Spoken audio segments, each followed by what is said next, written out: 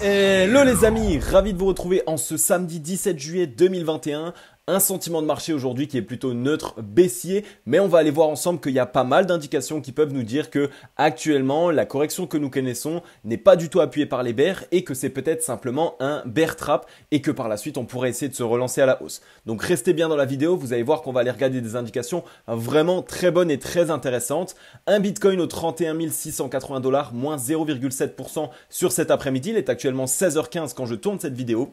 Une Bitcoin dominance qui est bien allée au contact de sa zone de résistance, elle est en train peut-être d'être rejetée actuellement, elle s'est engouffrée à l'intérieur, donc on va aussi aller voir cet indicateur qui pourrait nous montrer lui aussi que dès lors qu'il cassera sa résistance, ça peut permettre au Bitcoin de partir lui aussi. Un Ethereum au 1885 $, moins 1,4%, lui a clôturé en dessous de sa zone de support clé, donc attention sur Ethereum, on l'a déjà fait par le passé et on a réussi à se réintégrer, donc ça n'a pas forcément donné que des mauvaises informations, mais attention tout de même sur Ethereum, il va falloir vraiment réussir à l'intégrer assez rapidement avant que le marché l'interprète d'une manière plutôt bear. Autrement, voilà, on voit qu'on a des altcoins qui sont en performance plutôt négative sur la journée, tout à fait normal. On a un Bitcoin qui ce matin est une fois de plus allé chercher des points plus bas. On est allé retoucher un niveau de support clé que nous avons touché dans la journée d'hier. Donc comme vous le voyez, on est vraiment ici en train de chercher des niveaux que nous connaissons. On est en train vraiment de retester certains niveaux, mais je pense que au vu de l'information que je vais vous donner dans cette vidéo, nous allons peut-être pouvoir essayer de retrouver une résolution haussière prochainement. Qui sera l'heureux 4 millième abonné? On est 3950 abonnés, il ne reste plus que 50 personnes avant d'atteindre les 4000. C'est incroyable, merci beaucoup à vous tous pour votre soutien. Je le vois dans les dernières vidéos, on est vraiment en train d'exploser la barre des likes, d'exploser la barre de commentaires. C'est vraiment votre soutien qui permet à la chaîne de continuer comme on l'est actuellement. Donc merci beaucoup, vous êtes encore plus de 70% à consommer mon contenu au quotidien sans être abonné. Alors je vous invite vraiment à vous abonner et à activer la cloche, non pas pour me faire plaisir, mais simplement parce que je vous produis un update de marché par jour dans lequel je vous explique ce qu'il se passe sur le marché des crypto-monnaies, la tendance qui se dessine sur le Bitcoin, les news et les actualités qui peuvent être bonnes ou mauvaises pour le Bitcoin et pour le marché des crypto-monnaies en général. Et surtout, je vous mets en avant des projets qui sont dans de très belles dispositions et qui pourraient prochainement nous permettre de réaliser de très grosses performances. Donc vraiment, rejoignez-nous. On est de plus en plus, on est en train de créer une vraie famille, une vraie communauté. C'est juste dingue. Donc merci à vous tous qui me soutenez au quotidien. N'oubliez pas le petit like et le petit commentaire pour donner la force. On continue comme ça et on espère que le Bitcoin va se développer exactement comme la chaîne se développe. Du côté du cryptocurrency screener, eh bien écoutez, on a des trends qui sont plutôt dans le rouge aujourd'hui, tout à fait normal, hein. On a un Bitcoin qui a légèrement corrigé ce matin, donc évidemment les altcoins en ont pâti, on le sait, en ce moment les investisseurs sont assez frileux sur les altcoins, donc on essaye d'abord d'avoir les yeux rivés sur Papa Bitcoin, on essaye d'attendre une certaine stabilisation ou qu'il trouve une certaine résolution, que ça soit à la hausse ou à la baisse, et de cette manière on pourra savoir ce qu'il faut mettre en place dans notre plan d'action d'investissement. Donc une légère performance négative de 0,59% sur le Bitcoin, ça trend commence légèrement à bien s'orienter, on est dans le orange voire dans le vert pour sa trend de daily, ça peut être une indication que actuellement les indicateurs commencent à bien s'orienter. Vous allez le voir avec moi sur les graphiques qu'il y a pas mal de très bonnes indications pour le Bitcoin et pour ce qu'il pourrait se passer prochainement, donc on va essayer d'aller voir ça ensemble. Autrement voilà, Ethereum qui corrige de 0,94%, donc il se maintient quand même, on le sait, il est sur un niveau qui est assez clé, il ne faudrait pas le perdre parce que sinon ça pourrait être une très mauvaise nouvelle pour lui. Autrement voilà, on a des performances de l'ordre de 2 à moins 5% environ sur chacun des altcoins. On a un EOS qui arrive quand même à se maintenir la tête de l'eau avec 1,34% à la hausse et un CRO de crypto.com avec 4,15% aujourd'hui en hausse. Donc c'est plutôt intéressant, on va essayer d'aller voir ça ensemble. De toute façon, on le sait, avant de vouloir regarder ce qu'il se passe sur les altcoins, on va devoir attendre que Papa Bitcoin se calme et commence enfin à essayer de trouver une certaine résolution.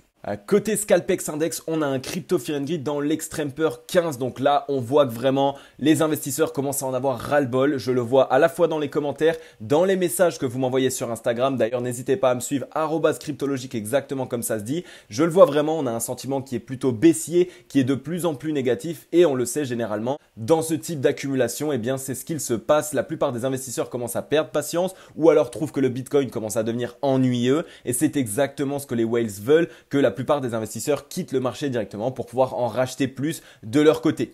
Un social index qui est toujours bloqué sur Up et un market order flow en recherche neutre cet après-midi. Alors qu'est-ce qu'on a bien pu aller faire? Regardez la journée d'hier. On voit qu'on a eu du combat à la fois de la part des bulls et à la fois de la part des bears. Donc ça c'est plutôt intéressant lorsqu'on a l'impression de trouver un bottom sur le marché. Pourquoi? Parce que lorsqu'on voit qu'il y a un énorme combat, généralement si la deuxième bougie, donc la journée d'après, donc aujourd'hui, nous suit et nous met dans une belle disposition, ça peut nous permettre de trouver une relance et de donner un message aux investisseurs pour dire que voilà, le combat est bien présent. C'est pas les bears qui ont pris la main, et si on a la troisième bougie, donc la bougie d'aujourd'hui qui finit en tant que bull, et bien de cette manière, ça peut envoyer un message de relance du marché et d'essayer de repartir à la hausse. Donc là, on est plutôt sur de bonnes clôtures, c'est une bonne indication. On l'a vu aussi sur la bougie ici d'avant-hier, donc du 15 juillet, qu'on est revenu pareil, méché assez bas, et dès lors qu'on est venu mécher, on a eu du rachat, donc ça donne de plutôt belles indications. Ce matin, on est revenu tester ici ce fameux niveau de support au 31 140, 166 $. Donc on est revenu le chercher une dernière fois, on voit qu'on arrive à rebondir dessus, on est en train de s'orienter à la hausse. Malheureusement pour l'instant on est en train d'être rejeté sur la zone des 31 900 $.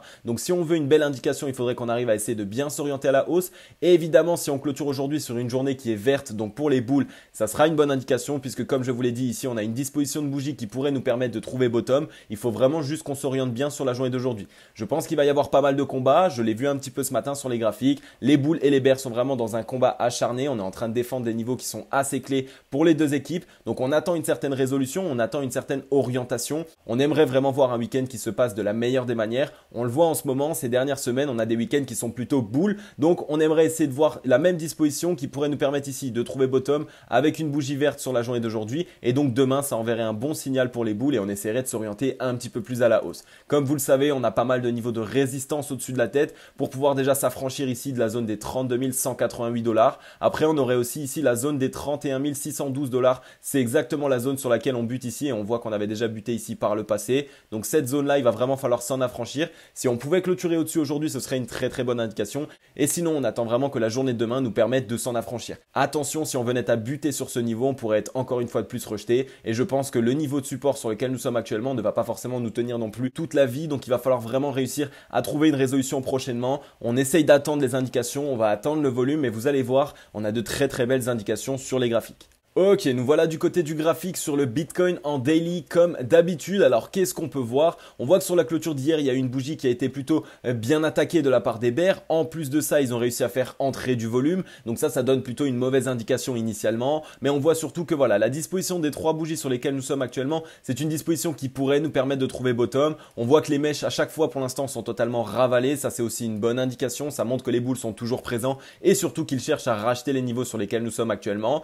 Évidemment, on a le niveau de support juste en dessous des fesses au 31 450 $ qu'il ne va pas falloir franchir à la baisse. Si on venait à franchir à la baisse ce niveau de support et donc à le casser, ce serait une très mauvaise indication et là ça remettrait pas mal de choses en cause. Au niveau des volumes, on voit que pour l'instant on n'a pas grand volume qui est en train de rentrer sur le marché. Là aussi c'est tout à fait normal, on est samedi, on est le week-end et vous le savez, le week-end eh bien c'est plutôt latent, il y a bien moins de volume et les institutionnels ne sont pas présents sur le marché. On attend vraiment de pouvoir essayer de s'affranchir de cette zone ici des 31 959 $. On aimerait clôturer au-dessus pour envoyer une très belle indication pour qu'on puisse pourquoi pas ouvrir dimanche, voire sur la semaine prochaine avec une belle semaine. Donc on va essayer de voir vraiment si on a trouvé ici bottom ou si on va être totalement renfoncé par la suite. Gardez toutes ces indications en tête, mais on a une très très belle indication. Regardez ce qu'il se passe ici depuis le 29 juin 2021. On voit qu'on a des points bas qui sont de plus en plus bas, donc ça ne change pas. Le cours est totalement en train de corriger. Regardez ici, tac. On voit qu'à chaque fois qu'on fait des points bas ici, ils sont toujours de plus en plus bas, donc on n'arrête pas de s'enfoncer de manière bear, mais par contre sur le RSI, c'est pas du tout la même chose.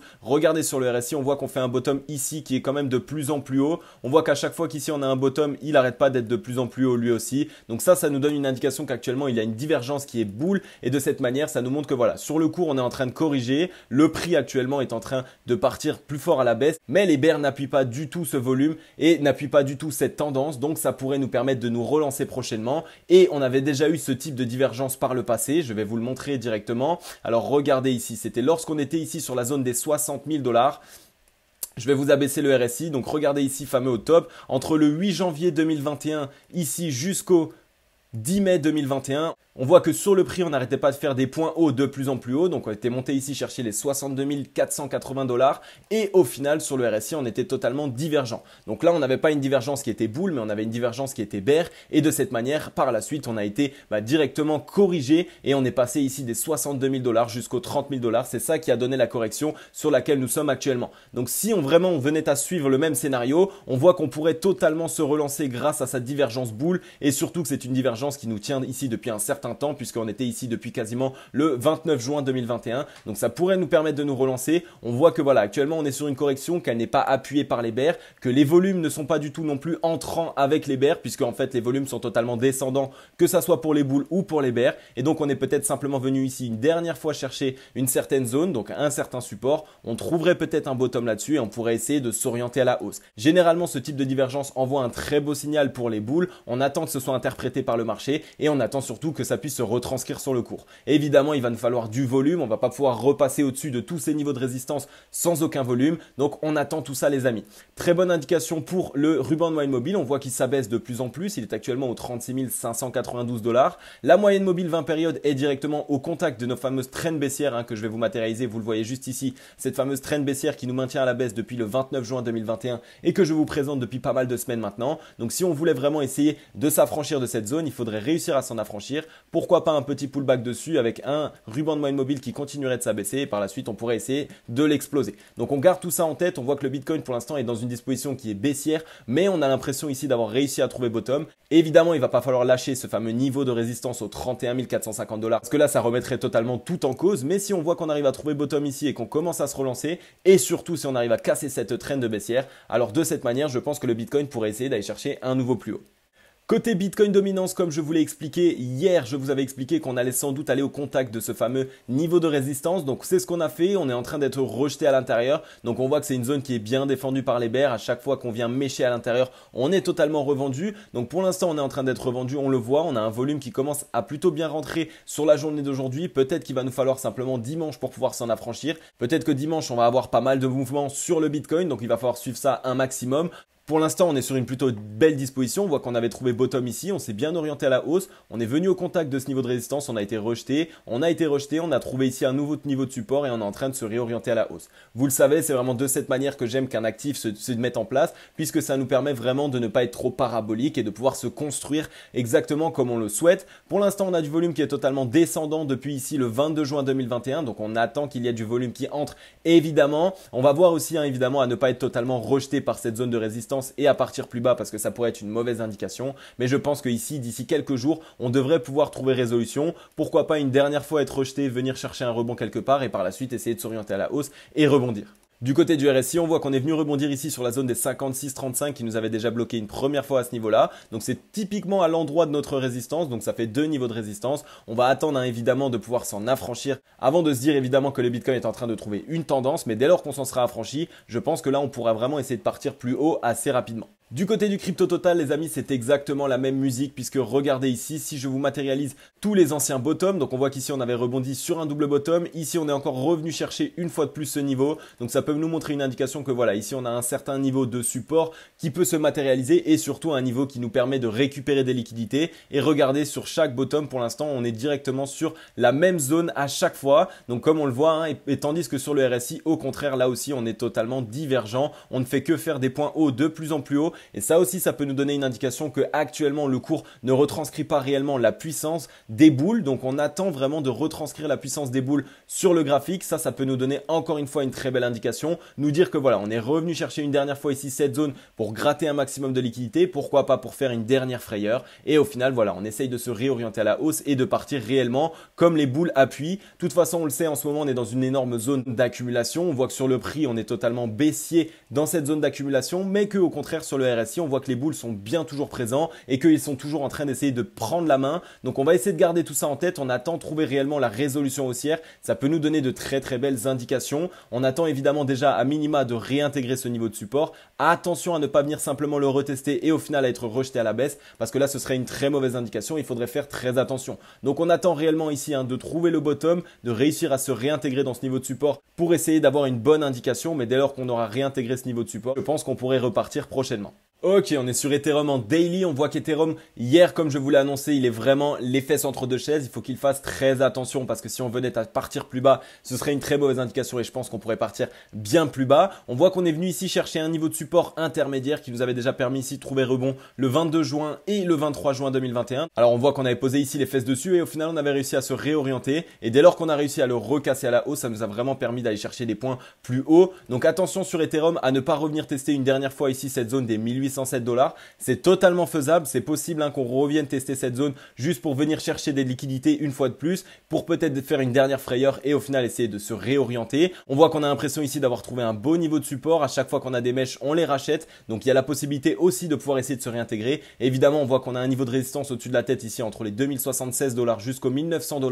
Donc si on venait juste ici à venir le valider en tant que résistance et au final à être rejeté, ce serait une mauvaise indication. Il faudrait faire très attention. Donc on attend réellement de voir si on arrive ici à trouver un rebond ou si on arrive à être renfoncé. Donc pour l'instant, on voit, je vous le dis vraiment, soyez dans l'attente, attendez de voir ce qu'il se passe. N'essayez pas de FOMO, n'essayez pas d'entrer en position et de gratter quelques micro-pourcents. Attendez vraiment d'être sûr de voir ce qu'il se passe. Attendez qu'il y ait du volume qui rentre et surtout attendons que Papa Bitcoin se calme et trouve sa réelle résolution. Donc pour l'instant, Ethereum, il est dans une disposition qui est assez latente. On attend réellement ici de pouvoir rebondir sur ce niveau-là. On va regarder au niveau du RSI. On voit qu'au niveau du RSI, on est plutôt juste. Donc pour l'instant, tout ce qui se passe, donc que ça soit la baisse ou la hausse qu'on avait connue est plutôt bien appuyée par les bulles et par les bears. Donc il n'y a pas forcément de divergence. Et évidemment, il va falloir réussir à trouver rebond ici sur la zone des 38,44 de RSI et d'essayer de s'orienter à la hausse. Ça nous permettrait ici de rebondir sur un double bottom. Et vous le savez, le double bottom, c'est vraiment une très belle figure de retournement qui pourrait nous permettre de réussir à partir un petit peu plus haut et surtout à venir quitter ces zones qui nous font tant peur ces derniers temps. Donc attention, vraiment en ce moment, on le sait sur les altcoins, que ça soit Ethereum ou n'importe quel altcoin, les investisseurs sont totalement frileux et ont peur de ce qu'il se passe. Donc pour l'instant, on surveille Papa Bitcoin, c'est lui qui va nous donner le là pour essayer de voir par la suite si les altcoins peuvent réussir à faire un certain mouvement.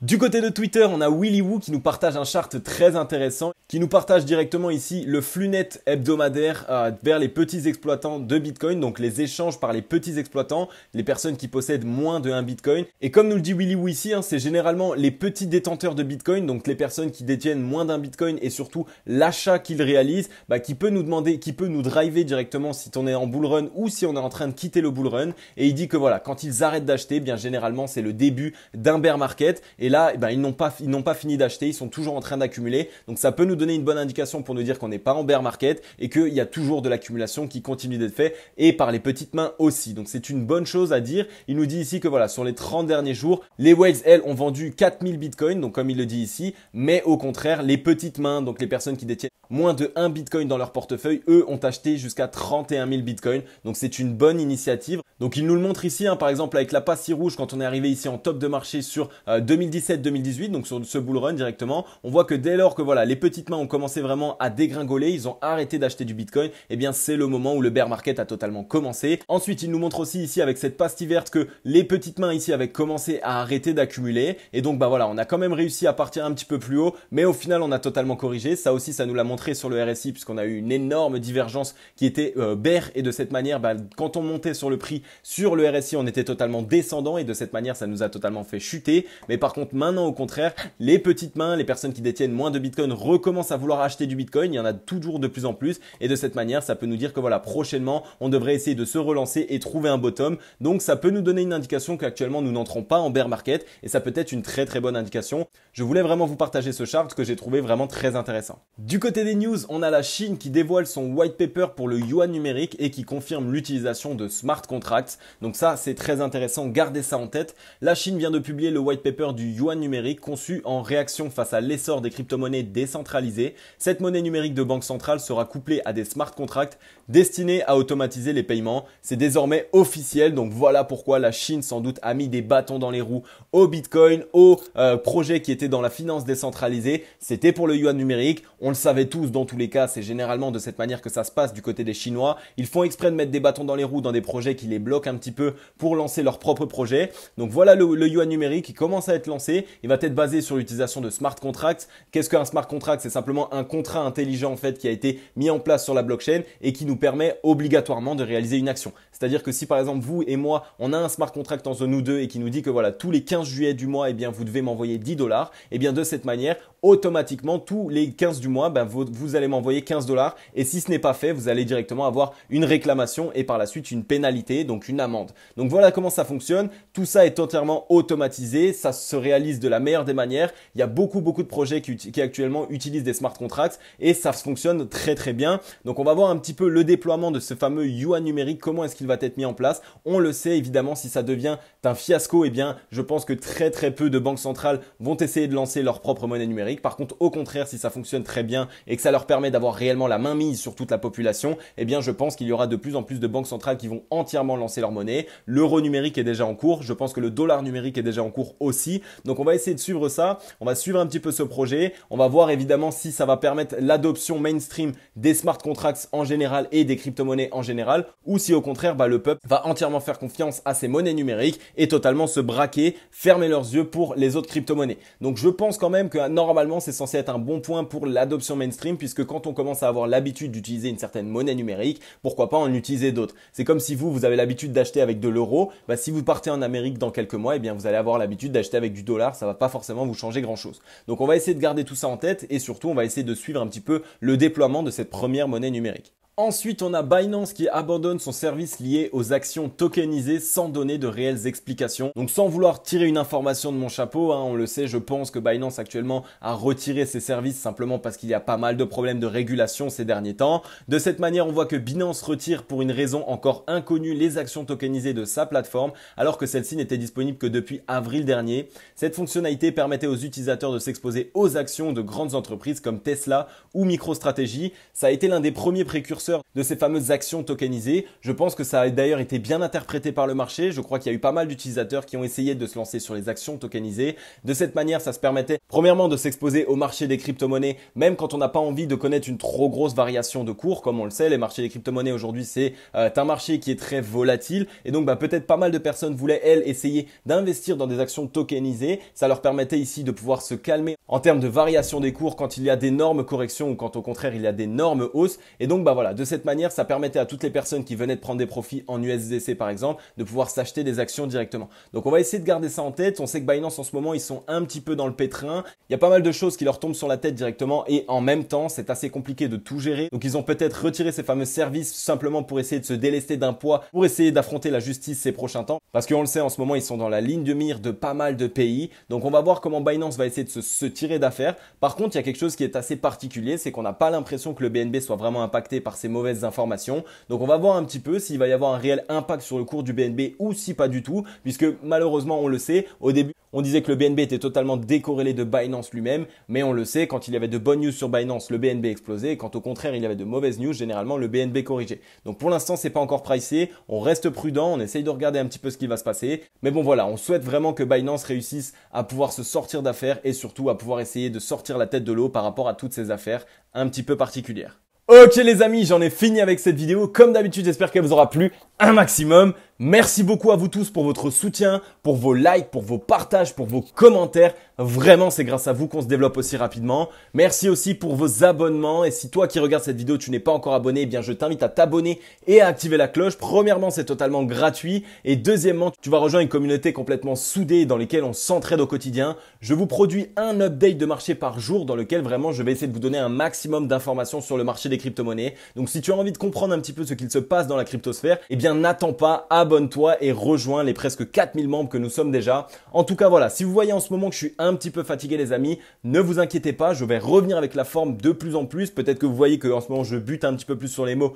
ou quoi que ce soit. C'est tout à fait normal, je travaille de plus en plus. J'essaie évidemment aussi de rattraper entre guillemets le retard que j'avais puisque quand je suis parti au Portugal, j'ai pas pu travailler autant que je le voulais. Et donc de cette manière, voilà, je suis en train de vous produire du contenu déjà en avance. Je suis en train d'essayer de vous produire des cadeaux et du contenu exclusif qui devrait arriver prochainement. Donc ne m'en voulez pas, ne vous inquiétez pas les amis, je vais revenir avec la patate et la forme d'ici quelques jours. En tout cas, comme d'habitude, je vais vous souhaiter une agréable journée ou une agréable soirée. C'était Cryptologique. Ciao, bye bye.